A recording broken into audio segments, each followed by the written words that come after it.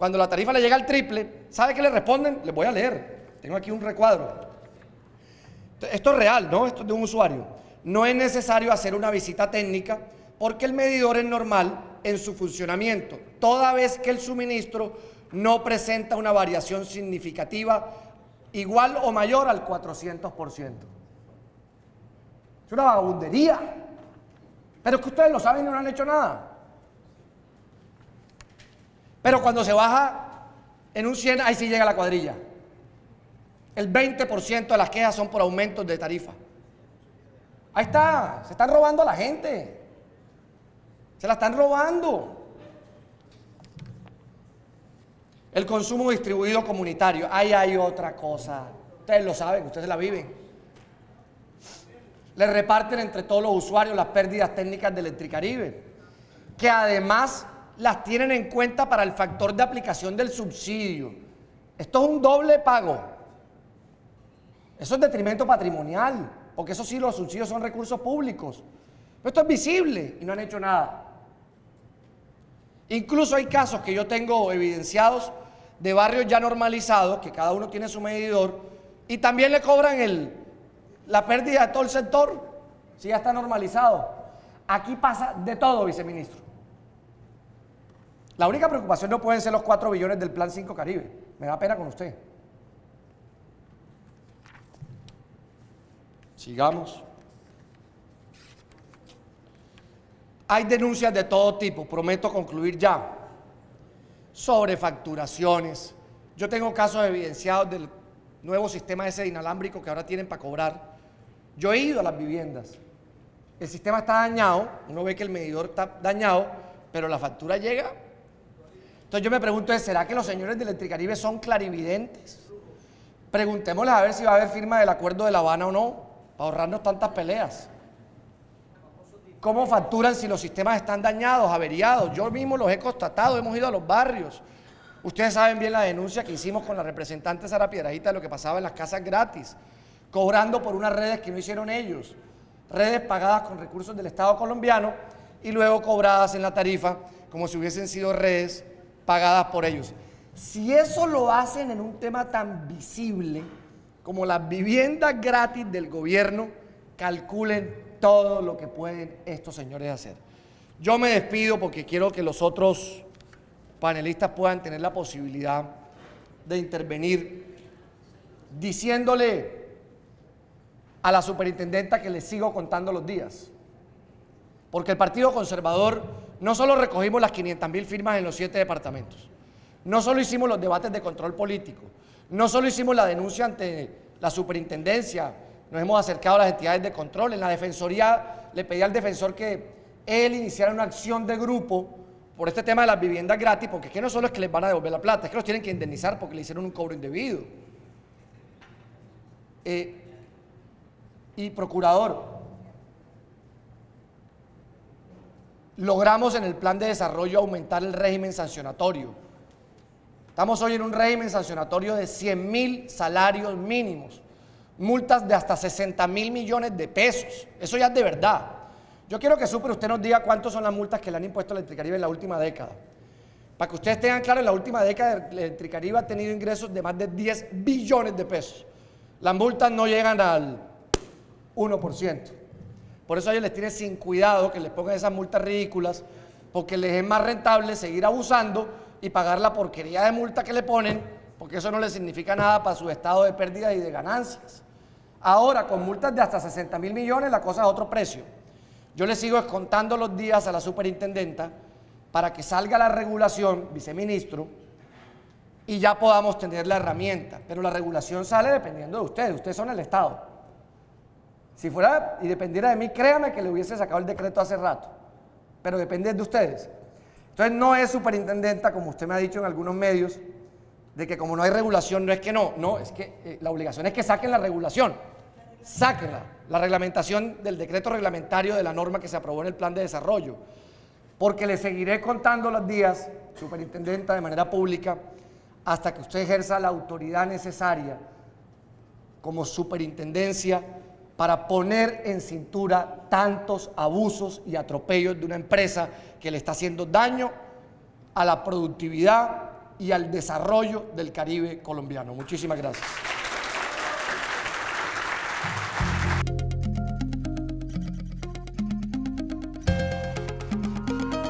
Muy buenas tardes, señor procurador, señor viceministro, señora superintendente, amigo Barguil, Electricaribe, está también con nosotros, señores personeros, personeras. Yo voy a hacer algunas consideraciones a este propósito muy puntuales y para ser más breve y dar oportunidad a las preguntas, voy a abstenerme de... La presentación les va a quedar aquí, pero prefiero seguir con el mismo hilo de la presentación que acabamos de escuchar, que me parece que nos da unos elementos importantes para aproximarnos al problema y a la búsqueda de la solución. Yo parto de la siguiente base. La Ley 143 de 1994. Esta ley, que ya cumplió 20 años, nació de una gran crisis que tuvimos en el país a raíz del fenómeno del Niño, año 92-93. 14 meses de racionamiento eléctrico, de la prestación del servicio de energía eléctrica en el país. El sistema colapsó y fue necesario entonces replantear el sistema eléctrico en Colombia. En esta ley quedó claramente establecido como un principio fundamental. Esta ley además es una ley gemela con la 142 de ese mismo año de servicios públicos.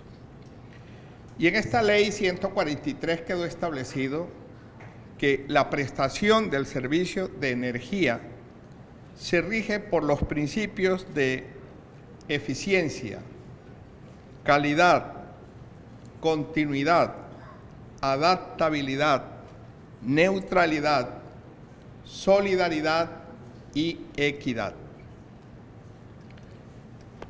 Pues bien, si a mí me preguntaran si el servicio que se ha venido prestando en la región Caribe por parte del operador de red, que es Electricaribe, si está cumpliendo con estos principios de la ley eléctrica, yo tengo que decir que no.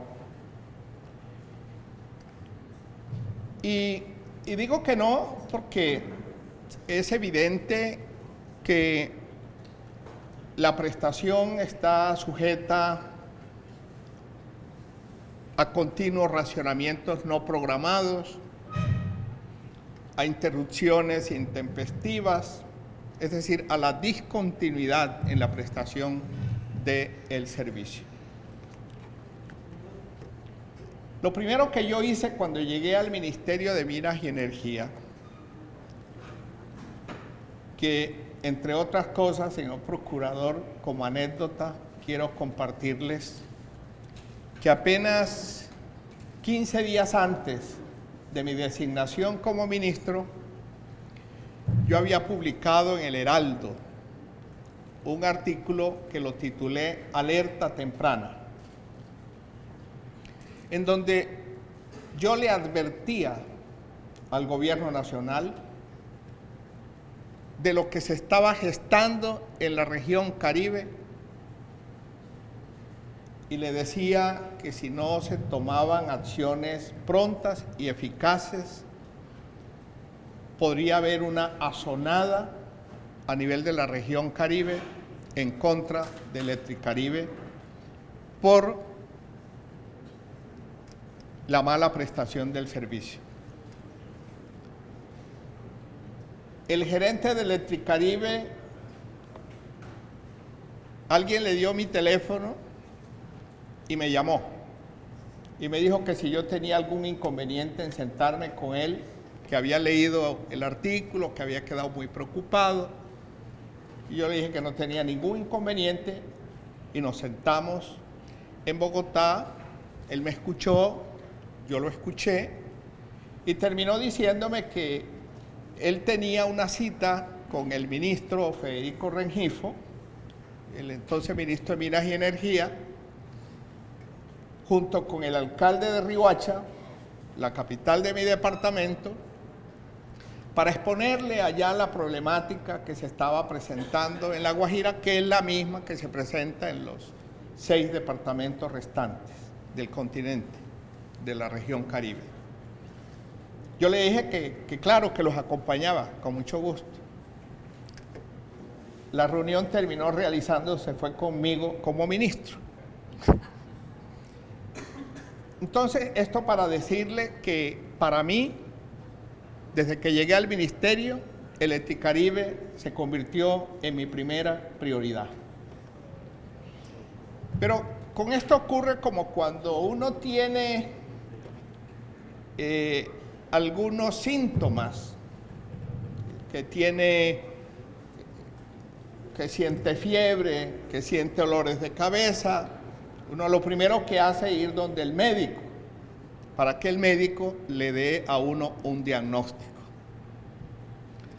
Por eso tomamos la decisión a través de la UDME de contratar un estudio que lo lideró una experta, excomisionada de la Comisión de Regulación de Energía y Gas, Carmenza Chaín, para que nos hiciera un diagnóstico y a partir de ese diagnóstico nos diera unas recomendaciones. Y ese diagnóstico lo recibimos. Y estoy de acuerdo con mi amigo Barguil que efectivamente el problema está sobrediagnosticado. O sea, aquí ya sabemos cuál es la problemática.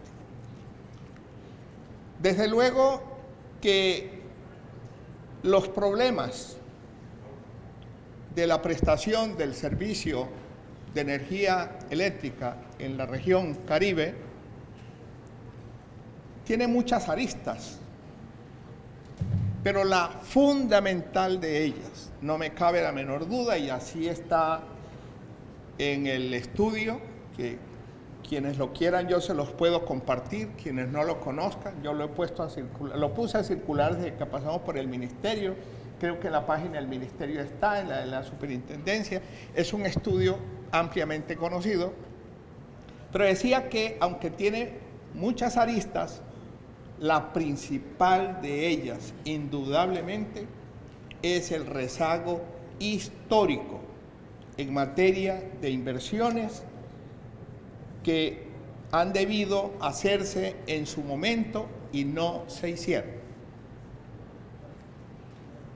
Y mientras no se hicieron esas inversiones y nos rezagamos en hacerlas, la demanda por energía en la región Caribe ha venido creciendo al doble del crecimiento de la demanda en promedio a nivel nacional.